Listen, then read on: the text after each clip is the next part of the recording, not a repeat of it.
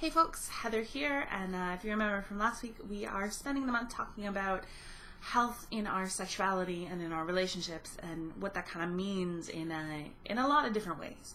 So this week I wanted to talk about dating and how we set ourselves up for success when it comes to dating, as opposed to kind of setting ourselves up for failure, and kind of like, not making the best choices we can make that lead to a lot more heartache, that lead to a lot more unhappiness. And we want less of that, right? It's a new year, new start, all those things. Less unhappiness, more dating success. This, for everything I'm about to say, is not for the people that haven't really done any exploratory dating yet, okay? If you don't know certain things about yourself, like your dating values, your style, your sexual appetite, whether you love monogamously or polyamorously, if you don't know these things about yourself, just kind of skip through to like a minute before the end. Because if you don't know about yourself, dating is a really fantastic way to learn about yourself and learn how you love and learn how you do and learn your sexual appetites. And it's great, and exploration, good thing. But if you already know these things about yourself, this is the kind of stuff you're going to want to front load so that you're setting yourself up for longer term success in your relationships and even shorter term success. Some people call it, Reid Mihalko calls it dating your species. A bunch of other people call it finding your people. I really like to call it like meeting your matches. So you want to go out and do things that are going to put you in the same space as like-minded people.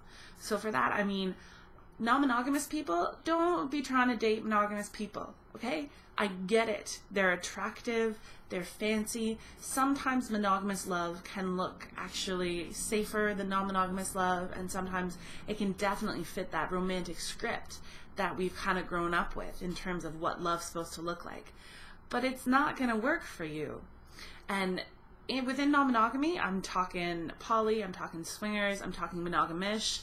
That is like a core sexual value that you want to be compatible with in your partner before you get into anything longer term with them.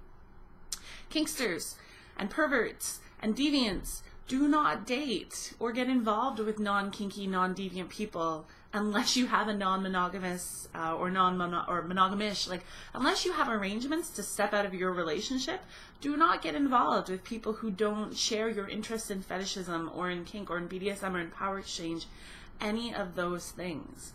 I mean, when you think about it, when we're dating, we're often looking for matches, right? For our politics, for our values, for the priorities we have in life. All I'm saying is include your sexual priorities, your sexual values, your sexual appetites in the grunt work section. Why is this making a healthy choice? Because, once you're already invested in someone, once you have a couple months or a couple years under your belt, once you've been sharing some orgasms and you get all that nice oxytocin in your brain and you really care about the other person, it is hard not to compromise on some of our values, right? And especially when it comes to sexuality, we think, oh, I can live without that. Like, this will be the person that I don't think about other men or other women or other people with, or this will be the person that I won't want to lick the feet of because I can overcome my fetish for the love of this good person. And honey, that is not realistic. That is actually not going to happen. So before you get the time invested and it becomes this like, but I've already spent 6 months building this relationship, am I willing to throw it all away? And before you have all those feelings inside to wrestle with, just don't. Just make the healthy choice from the beginning and say, I think you're a cool person, I think you're super awesome, but unfortunately you're monogamous and I'm not monogamous.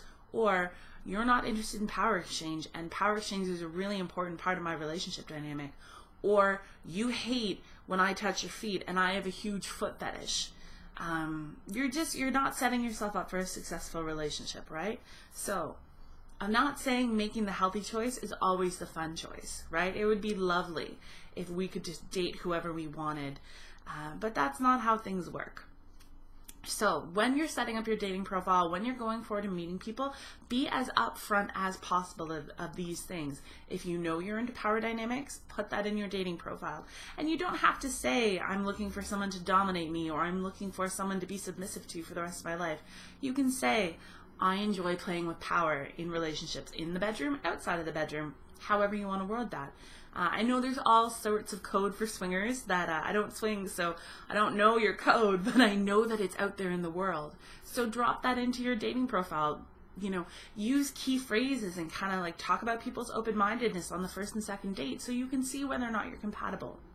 And there is no shame in a relationship ending, you know, in friendship or just parting ways, right? Just saying like, I think you're a cool person, but I don't think you're a compatible person with me. So I think, you know, thanks for your time. Great getting to know you. Part ways. You don't have to be friends with everyone you go out with. You don't have to continue a relationship just because it's in front of you, okay? Take the steps you need to set yourself up for dating success, and things are going to go a lot better in the long run. Hope you like that. You want to add any stuff to it? I would love to hear it in the comments about like how you set yourself up personally for dating success and what kind of hints you drop in your profiles and questions you ask on your first date. Otherwise, I'll talk to you next week. Later.